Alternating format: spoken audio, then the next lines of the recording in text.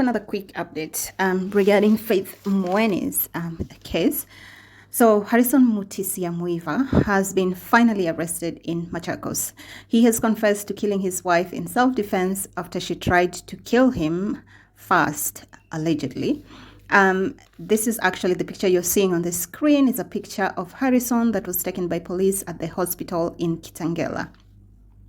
Again, Harrison Mutisya is a suspect who killed his wife, Miss Faith Mueni, a 35-year-old mom of one, on the night of 25th March or early 26th in the morning in Kikumbo, Machakos. So at this stage, we still don't know whether she was killed at night or was killed in the morning of the 26th, but the police are on the case. If you haven't watched that video, I'll try and link it up here for you.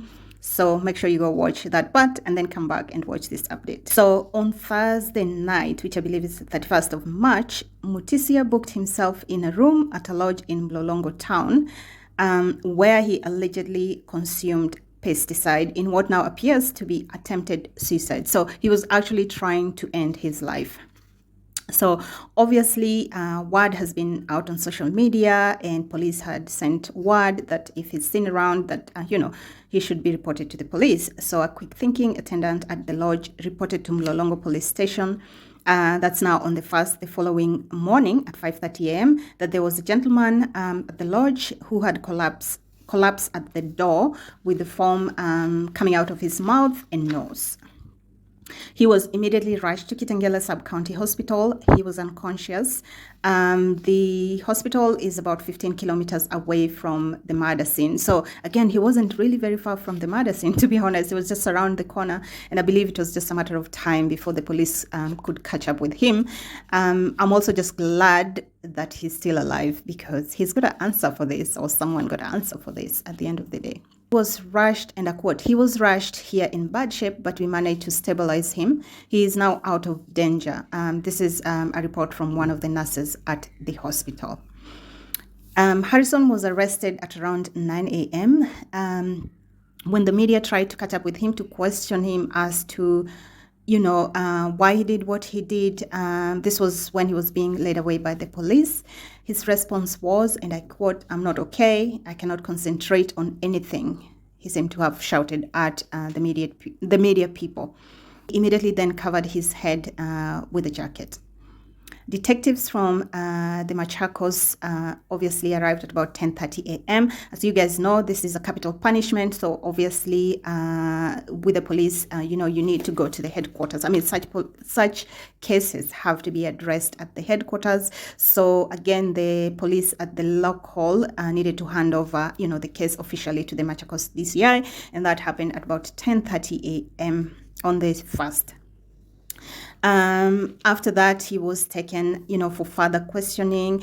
And just before they were leaving, just before police was leading him away from the scene, he waved at one of the journalists, perhaps wanting to say something. And he said, and I quote, I was defending myself. My wife was violent and stubborn, both at work and at home. Ask her colleagues at workplace. She was trying to stab me, he said. We have also further learned that the deceased are said to have cohabitated for only about 3 years after both of them left previous relationships or marriages. If you guys remember, in my previous video, we know that Faith's sister told us that Harrison had access to all of Faith's calls and text messages, basically anything and everything that came in through her phone. So he had actually tapped her phone, which, if you ask me, is a major, major red flag in any relationship. It's now being alleged that on the night the evening of the murder, Faith had received a text from a unknown number or unregistered number. I don't know which one is true. And the text said, and I quote, "Niaje msupa." So it's being said that this could have been the trigger. But then again, my own opinion, I'm just like, really? There could have been something bigger than this, but who knows? Again, the matter is now with the police, and I'm just praying that justice will prevail.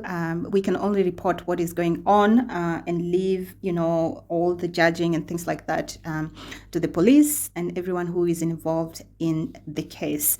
This is really, really sad, as many of these cases, because now we know that there's a child that has been left without a mother and definitely without a father, because chances are the father will be in jail for life. And the poor girl will have to grow up without either of them. So it's really sad. It's really unfortunate. I will keep following this case as it goes to court. As you guys know, the courts are currently very busy. There's so many of these cases, so I'm sure it's going to take a while. But we're just happy that finally the culprit or the suspect has been arrested and is in police custody. Again, may your soul rest in peace. Faith Mueni. Thank you guys so much for watching. I will catch you on the next one. Bye.